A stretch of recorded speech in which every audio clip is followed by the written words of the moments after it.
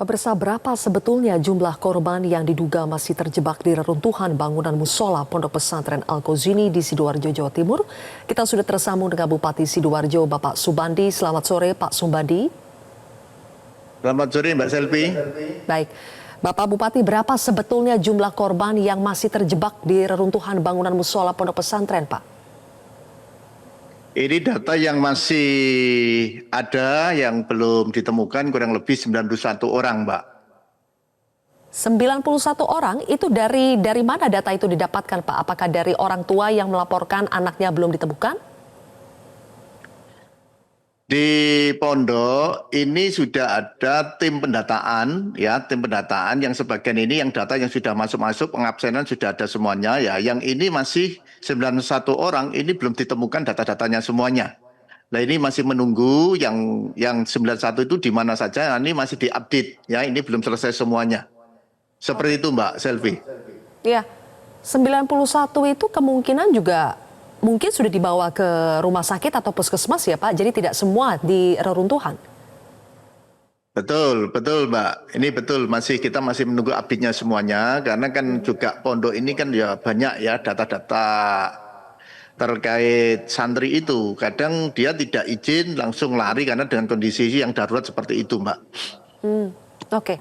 Kalau korban yang ditemukan masih di runtuhan dalam kondisi selamat, itu ada berapa orang, Pak? Korban yang kondisinya selamat ini kurang lebih ada 100 yang meninggal 3, Mbak. Berarti 97. 97 selamat, itu sudah ada di luar, Pak ya. Kemudian 3 meninggal. Sudah. Yeah. Oke. Yang terjebak dan selamat ada berapa orang, Pak? Yang masih terjebak sampai saat ini dan ini kita belum tahu. Ya. Yang terjebak di dalam ini kita evaluasi ini masih ada 4 yang masih hidup. Yang sisanya kita belum bisa mengetahui, Mbak, berapa orang belum tahu karena ini kondisinya medannya kan juga seperti itu ya. Jadi kita masih menunggu, Mbak Selvi. Seperti itu, Mbak.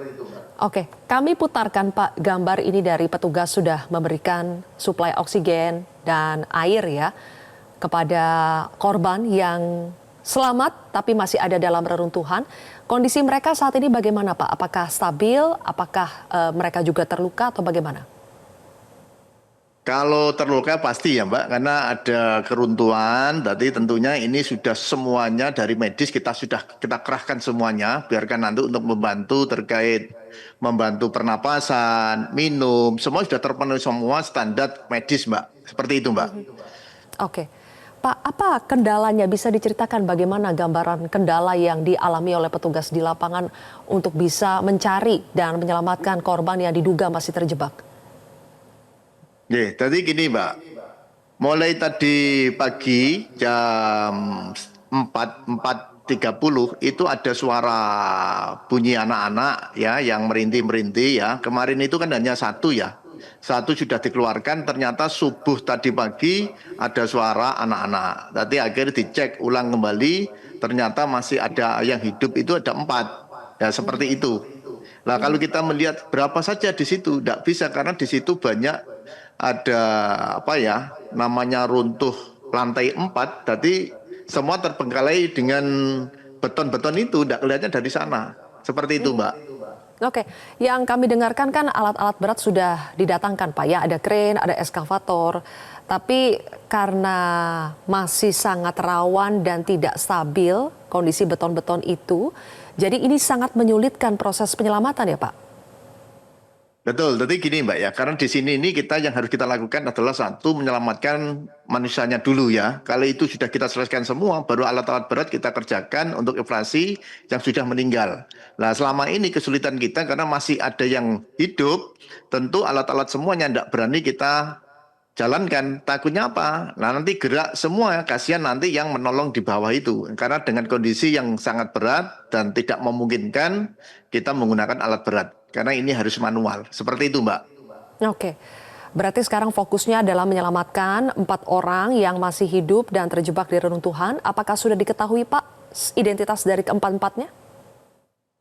Belum Mbak, belum. Karena kan ini kan dibantu dengan teman BPBD dan semuanya kan ini kan tidak mungkin ya tahu namanya siapa-siapanya ya. Yang penting kita sebagai pimpinan daerah sudah berupaya semaksimal mungkin antara provinsi, kabupaten ya, semuanya kita gerakkan semua. Tapi alhamdulillah kita sudah rapat dengan Bugub yang sakit ya, yang dibawa ke rumah sakit Sidoarjo, tadi semua sudah ditanggung oleh pemerintah daerah. Yang di rumah sakit swasta semua sudah ditanggung oleh Bu Gubernur. Jadi kita semuanya sudah kita gerakkan.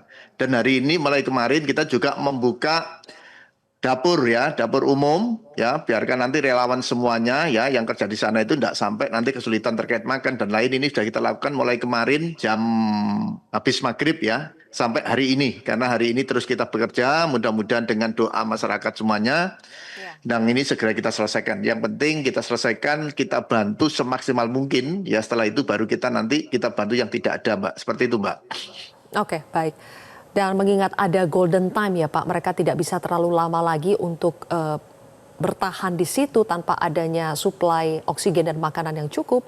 Adakah terobosan atau langkah yang sudah disepakati untuk bisa mempercepat proses evakuasi 4 orang ini terutama Pak? Terima kasih ya Mbak Silvi ya.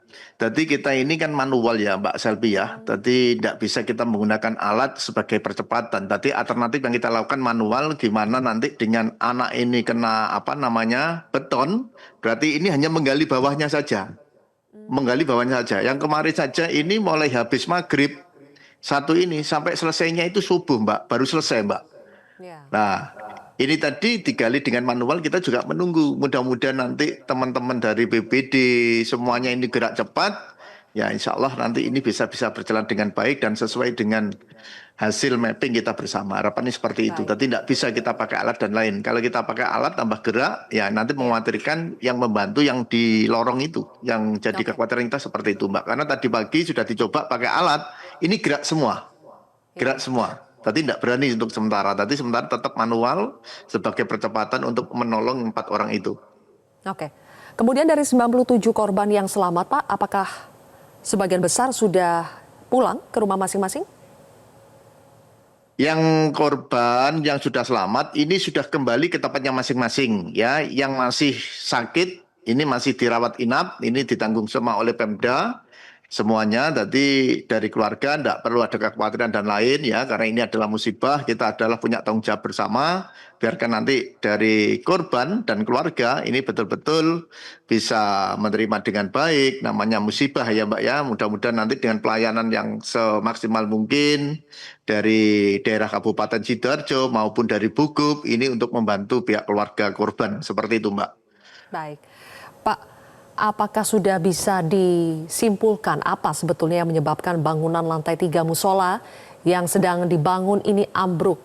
Benarkah bahwa ada pelanggaran prosedur keamanan Pak? Misalnya IMB dan prosedur-prosedur lainnya, apakah situ semuanya ada atau ada indikasi dilanggar? Terima kasih ya Mbak Selvi ya. Ini kita masih berkoordinasi Mbak Selvi, dengan kondisi seperti ini tentu kita belum mampu untuk menyampaikan hal-hal yang seperti itu ya. Tadi kita juga sudah mapping dengan Pak Kapolda juga gimana menyampaikan hal-hal tersebut. Nah, coba nanti kita mapping kembali nanti, karena tadi juga sudah ada tim kita dari ITS ya. Ini kita terjunkan. Kenapa kok sampai terjadi seperti ini? Biarkan nanti kajian ITS dulu menyampaikan. Ya mudah-mudahan nanti besok ini sudah bisa kita sampaikan Mbak Silvi. Seperti itu Mbak Silvi. Baik, kalau begitu kami doakan Pak semoga proses pencarian dan penyelamatannya bisa secepat mungkin.